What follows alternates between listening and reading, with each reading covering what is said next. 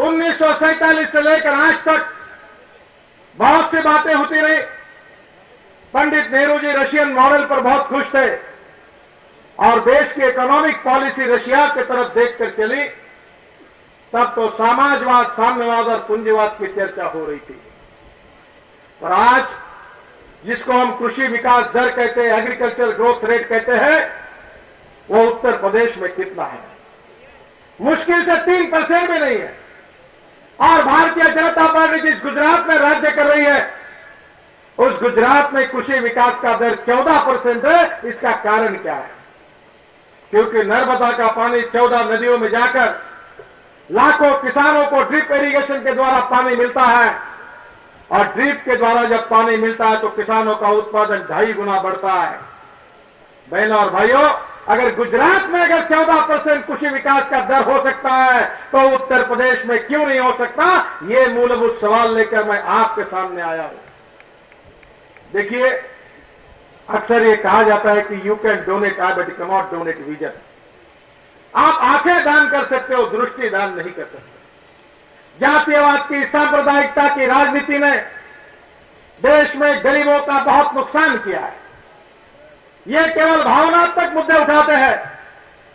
और उत्तर प्रदेश का सबसे ज्यादा नुकसान अगर किसी कारण हुआ है तो उत्तर प्रदेश की जनता को यह तय करना होगा कि हमको सांप्रदायिकता और जातीयवाद की राजनीति से जाना है कि हमको गांव, गरीब, मजदूर, किसान के विकास की नीति को अपनाकर 1921वीं सदी की राजनीति, जो विकास की राजनीति है, वो हमको करनी है। इसमें आपको तय करना होगा कि आपको कौन से मार्ग से जाना है।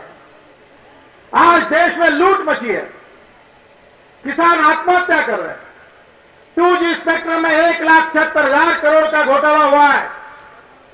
ये आरोप राजनाथ सिंह जी ने नहीं किया, मैंने नहीं किया, सुषमा जी ने नहीं किया, ये आरोप अडवाणी जी ने नहीं किया।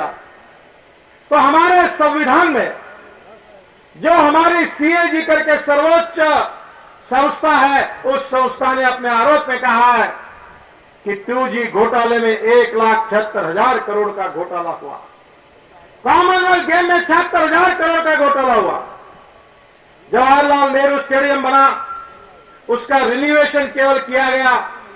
जो कपड़ा ऊपर का था तो अमेरिका से लाया गया, सिलाया गया मेक्सिको में, और उसको भारत में लाया गया। जो नट बोल्ट लाए वो स्विट्जरलैंड से, रोप लाई गई जर्मनी से, आर्किटेक्ट कंसल्टेंट ऑस्ट्रेलियन, और संडास पर टाइल्स चिपकाने के लिए भी मजदूर लाए गए ऑस्ट्रेलिया से, हवाई जहाज से।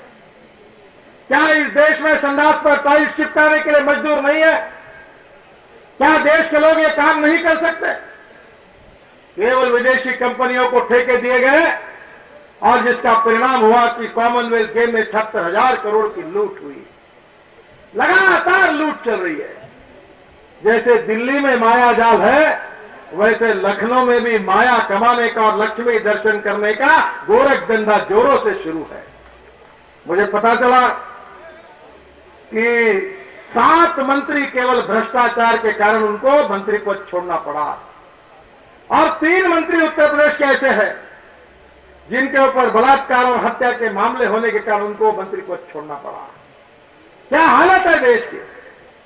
आज किसान दुखी है, कानून और व्यवस्था की धज्जियां उड़ी है, कोई किसी को बचाने के लिए तैयार नहीं है।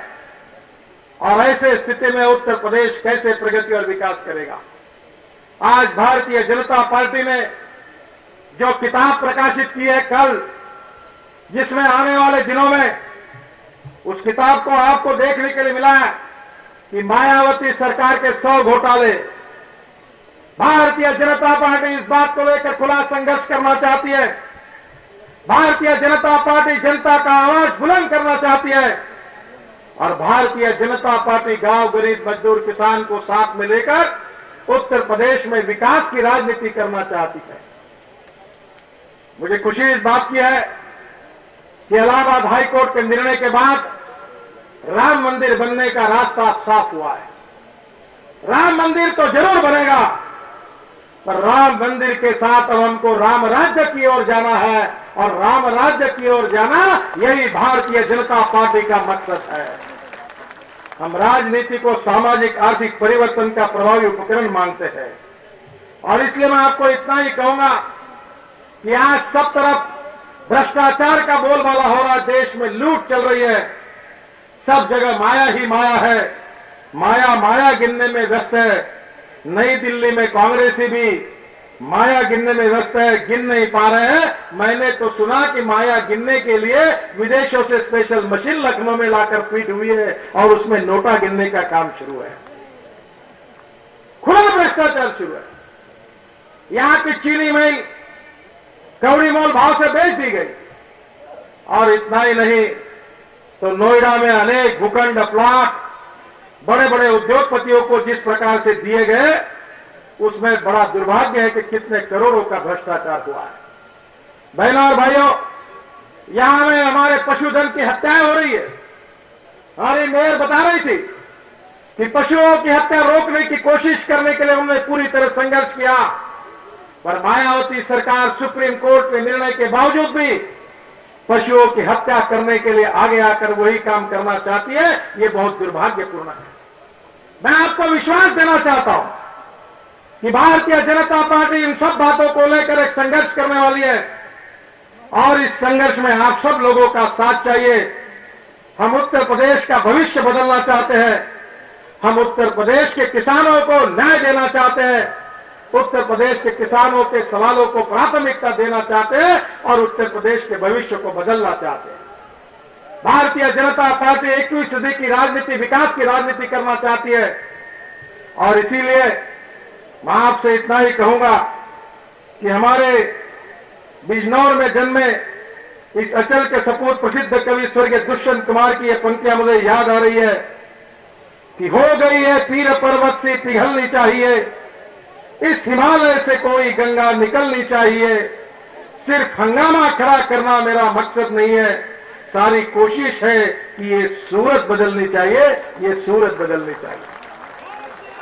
बहनों और भाइयों, इस उत्तर प्रदेश की तस्वीर को बदलना, उत्तर प्रदेश की जनता के भविष्य को बदलना, गांव गरीब मजदूर और किसान के कल्याण की योजना लाकर विकास की राजनीति के और इस देश को, राज्य को लेकर जाकर आप सबको सुखी, समृद्ध और संपन्न उत्तर प्रदेश बनाने का एक आह्वान भारतीय जनता पार्टी ने स्वीकार किया है और इस भ्रष्टाचार के खिलाफ एक महासंग्राम का अभियान शुरू किया है। मैं आपसे अनुरोध करूंगा कि इस महासंग्राम के अभियान में आप पूरी ताकत के साथ जुड़ जाइए और उत्तर प्रदेश में परिवर्तन करिए और भारतीय जनता पार्टी के नेतृत्व में एक राम राज्य की स्थापना करने के लिए आप संघर्ष का अभियान शुरू करिए। यही आप सब लोगों से अनुरोध